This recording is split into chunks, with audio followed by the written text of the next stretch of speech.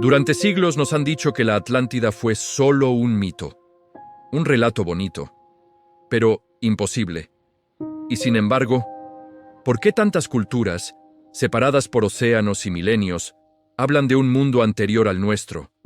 Un eco persistente, una memoria susurrada que se niega a desaparecer en las brumas del tiempo. No es la historia de un solo pueblo, sino un coro de voces ancestrales que, desde distintos rincones del planeta, parecen apuntar hacia un mismo pasado perdido. Un mundo que se ahogó, que fue borrado del mapa por una catástrofe inimaginable. La pregunta entonces no es si creemos en un cuento fantástico. La pregunta es si estamos dispuestos a escuchar la posibilidad de que ese cuento sea el fragmento de un recuerdo. Una grieta en la sólida pared de nuestra historia oficial. Antes de avanzar, pongamos los pies en tierra firme. Para entender la magnitud de este misterio, debemos separar las hebras que lo componen, con la honestidad intelectual que el tema merece.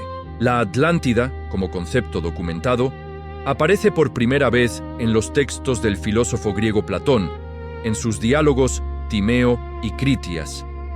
Ahí, en ese contexto, estamos ante una narración con un propósito claro, una alegoría filosófica. Platón utiliza la historia de una civilización poderosa y avanzada que sucumbe a su propia arrogancia para advertir a la Atenas de su tiempo.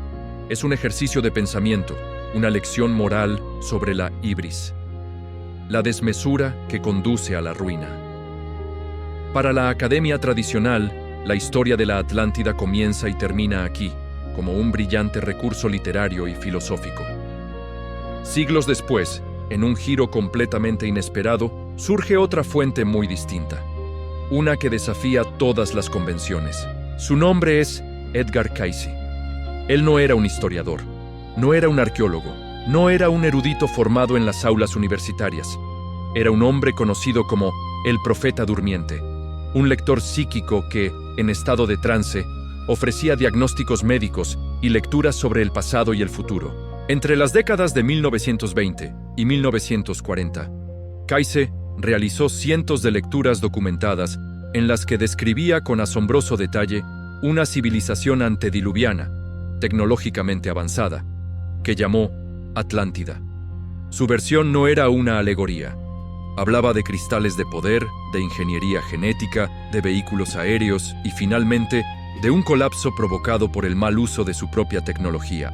Tenemos, por tanto, dos pilares muy diferentes: el relato filosófico de Platón y las visiones psíquicas de Cayce, y entre ellos, un vasto campo de indicios arqueológicos y geológicos que, si bien no ofrecen pruebas concluyentes, dibujan un panorama inquietante. Aquí es donde las piezas, aparentemente inconexas, empiezan a dialogar entre sí, creando una sinfonía de posibilidades que resuena con una fuerza extraña.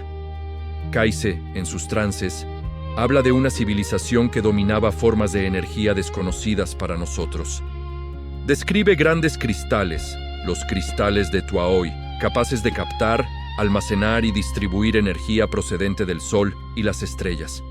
Habla de un colapso repentino, una serie de cataclismos que hundieron el continente en fases, culminando en una destrucción final. Su relato pinta el cuadro de una sociedad que alcanzó un poder casi divino y que, por su propia soberbia, provocó su caída. Ahora, por un momento, dejemos a un lado las visiones y miremos el frío y duro registro geológico. Los científicos nos hablan de cambios bruscos y dramáticos en el nivel del mar al final de la última glaciación, hace unos 12.000 años. Periodos de deshielo acelerado que inundaron vastas áreas de tierra que antes eran costeras. La geología confirma la existencia de cataclismos globales, eventos de una violencia que hoy nos cuesta imaginar. Y si miramos el registro cultural, la memoria humana, encontramos un patrón asombroso. Más de 500 culturas en todo el mundo conservan leyendas sobre un gran diluvio, una inundación universal que aniquiló un mundo anterior. Desde la epopeya de Gilgamesh en Mesopotamia hasta las tradiciones de los pueblos nativos de América, pasando por los mitos de la India y Oceanía, la historia se repite. Un mundo ahogado, unos pocos supervivientes, un reinicio de la civilización. La conexión es inevitable. La Atlántida de Platón se hunde bajo las olas. Los cataclismos de Kai destruyen un continente. Y la memoria cultural de la humanidad recuerda un diluvio universal. El mito parece ser el eco de una ruptura histórica real. No estamos afirmando que todo sea cierto. Estamos observando que todo se conecta. Tal vez la Atlántida no sea un lugar físico que podamos encontrar en un mapa. Tal vez no se trate de buscar ruinas en el fondo del océano. Tal vez sea algo más profundo, más sutil. Tal vez la Atlántida sea un recuerdo fragmentado, una memoria rota, transmitida de generación en generación, disfrazada de mito, de leyenda, de advertencia. Una advertencia sobre el ciclo del poder y la autodestrucción, susurrada a través de los milenios para que no la olvidemos por completo.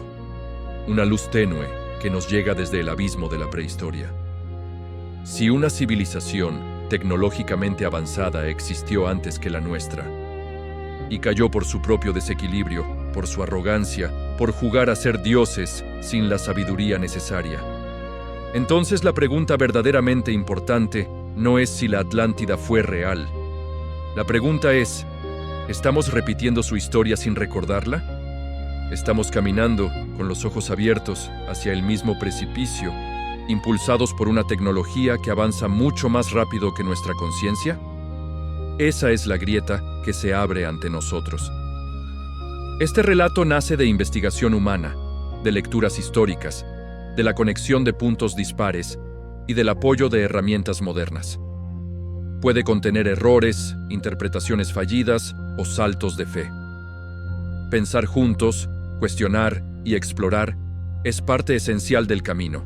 Invitamos a pensar hacia afuera, abriendo la mente, desplegando las alas del pensamiento.